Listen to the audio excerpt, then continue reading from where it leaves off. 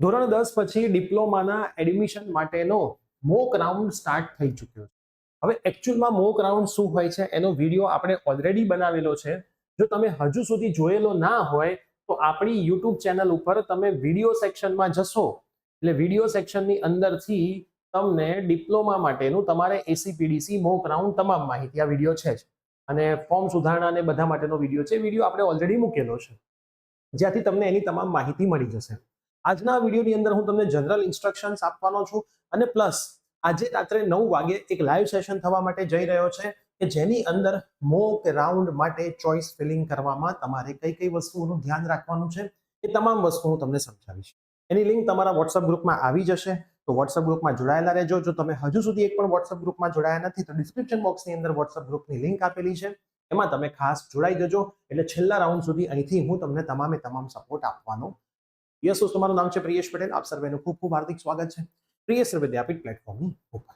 સૌથી પહેલા તો તમે જ્યારે તમારી પ્રોફાઇલ લોગિન કરશો ત્યારે પ્રોફાઇલ લોગિનની અંદર ચોઇસ ફિલિંગ નામનો ઓપ્શન છે અને બીજા ઘણા બધા ઓપ્શન છે। આ તમામે તમામ ઓપ્શન્સ અવેલેબલ ચોઇસને શું કહેવાય, કેવી રીતે ચોઇસ ફિલિંગ કરવાની, લોક રાખવાનું કે નહીં, આ તમામ વાતો આપણે આજના રાતના 9 વાગ્યાના લાઈવ સેશનમાં કરવાના છીએ। તો રેગ્યુલર ટાઈમે તમે હાજર થઈ જજો, તમારા તમામ મિત્રોને પણ જોડે લેતા આવજો જેથી ધોરણ 10 પછી એન્જિનિયરિંગ ડિપ્લોમા એન્જિનિયરિંગમાં જે એડમિશન લેવાના છે એમને કોઈને તકલીફ પડે નહીં। હવે એસીપીડીસીની વેબસાઇટ માટે અમુક જે ઇમ્પોર્ટન્ટ વસ્તુ આપી છે એ હું તમને બતાવું। પ્રથમ વર્ષ પ્રવેશ માટે રાઉન્ડ 1 પૂર્ણ થયા બાદ રજિસ્ટ્રેશનની વધુ એક તક।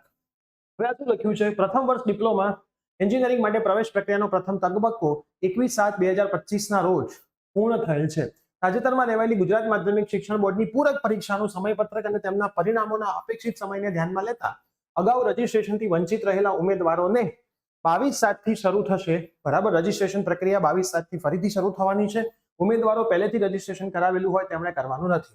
મતલબ રાઉન્ડ 1 જેવો પૂરો થઈ જશે પછી તમારા માટે ફરીથી રજીસ્ટ્રેશનની પ્રક્રિયા ચાલુ થશે। ધોરણ 10માં જે પણ વિદ્યાર્થીઓ ફેલ થયા હોય, એમણે કદાચ ફોર્મ ના ભર્યું હોય, પાસ થયા હોય ફોર્મ ભર્યું જ ના હોય, એવા તમામે તમામ વિદ્યાર્થીઓ માટે 22/7 થી ફોર્મ ભરવાનું ચાલુ થવાનું છે। આનું ફોર્મ કેવી રીતે ભરવું એનો પણ વિડીયો આપણે ઓલરેડી બનાવેલો છે। વોટ્સઅપ ગ્રુપમાં જોડાયેલા રહેજો એટલે ફરીથી તમને અપડેટ આપી દઈશું અને વિડીયોની લિંક પણ આપી દઈશું। તો ફરીથી તમારા ફોર્મ ઓપન થશે, રિઝલ્ટ આવશે એના પછી। ત્યાં સુધીમાં તમારો ફર્સ્ટ રાઉન્ડ જે વિદ્યાર્થીઓએ ફોર્મ ભર્યા છે એનો પૂરો થઈ ગયો હશે। એના પછીની જે બીજી અપડેટ છે, પ્રોવિઝનલ મેરિટ લિસ્ટ જે આવ્યું છે, તો આ પ્રોવિઝનલ મેરિટ લિસ્ટની જે પીડીએફ છે એ તો આપણે આપણા તમામ વોટ્સઅપ ગ્રુપની અંદર શેર કરી જ દીધી હતી। પછી જેમના રેન્ક વિઝિબલ નથી તો એ આપણે એક વખત જોઈ લઈએ કે એની અંદર શું કહેવા માંગે છે। ઓપન થઈ રહ્યું છે, okay. Provisional list of candidate with rank 0 in first year diploma. બરાબર, તો આટલા વિદ્યાર્થીઓ છે એમનો કોઈ રેન્ક જ નથી બતાવ્યો। બરાબર, એનું રિઝલ્ટ શું છે? ડુપ્લિકેટ રજીસ્ટ્રેશન છે, પછી ફેલ થયા છે મેથ્સમાં, પછી due to SSC all attempt marksheet not uploaded, બધી માર્કશીટ અપલોડ નથી કરેલી। તો આ તમામે તમામ વિદ્યાર્થીઓનો જે પ્રોબ્લેમ આવ્યો છે આખી પીડીએફ એમણે અહીંયા મૂકેલી છે। બરાબર, RO candidate can submit there required document. RO જ્યાં જ્યાં લખેલું છે એ વિદ્યાર્થીઓ આ ગૂગલ ફોર્મ ઉપર તમારી ડિટેલ મોકલશો તો સુધારો થઈ જશે। તમારો મેરિટ રેન્ક જો જનરેટ નથી થયો તો આ એક ગૂગલ ફોર્મની લિંક છે, એ ગૂગલ ફોર્મ ઉપર જે લખેલું હોય, જેમ કે આ વિદ્યાર્થી છે, આરઓ લખ્યું છે, એસએસસી ના દરેકે દરેક માર્કશીટ તમે અપલોડ નથી કરી, આ ગૂગલ ફોર્મની અંદર દરેકે દરેક માર્કશીટ તમે અપલોડ કરી દેશો તો તમારો મેરિટ રેન્ક જનરેટ થઈને આવી જશે। તો આમાં જે વિદ્યાર્થીઓ છે ખાસ જોઈ લેજો, ડીઆર વાળાએ કશું જ કરવાનું નથી, ડુપ્લિકેટ રજીસ્ટ્રેશન છે, અને એનક્યુ મતલબ તમે એક્ઝામ પાસ કરી નથી। હવે તમે ઇમ્પ્રુવમેન્ટમાં પાસ કરશો તો તમને ફરીથી મોકો મળશે। બરાબર, તો જેમણે પાસ નથી કરી, એનક્યુ મતલબ ક્વોલિફાય નથી કરી, પાસ નથી કરી, એટલે મેરિટ રેન્ક તમારો અહીંયા જનરેટ થાય નહીં। જે પણ વિદ્યાર્થીઓના મેરિટ રેન્ક જનરેટ થયા છે એ તમને અહીંયા બધા મેરિટ રેન્ક દેખાતા હશે। હવે આ મેરિટ રેન્કના આધારે તમને ક્યાં ક્યાં એડમિશન મળે એમ છે એ વાત પણ આપણે આજે રાત્રે 9 વાગે કરવાના છીએ। રાતના 9 વાગ્યાના લાઈવ સેશનમાં આવવું ખૂબ જ જરૂરી છે। રાત્રે 9 વાગ્યાના લાઈવ સેશનમાં આવો એની પહેલા એક હોમવર્ક કરીને આવજો। તમારે શું હોમવર્ક કરવાનું છે? તમારે અહીંયા લખવાનું છે નંબર, કોલેજનું નામ, બરાબર, કઈ સીટ, પેડ સીટ છે કે ટીએફડબ્લ્યુએસ વાળી ફ્રી સીટ છે, બરાબર, પેડ સીટ છે તો કેટલી ફીસ છે અને એનું લાસ્ટ યરનું કટ ઓફ કેટલું।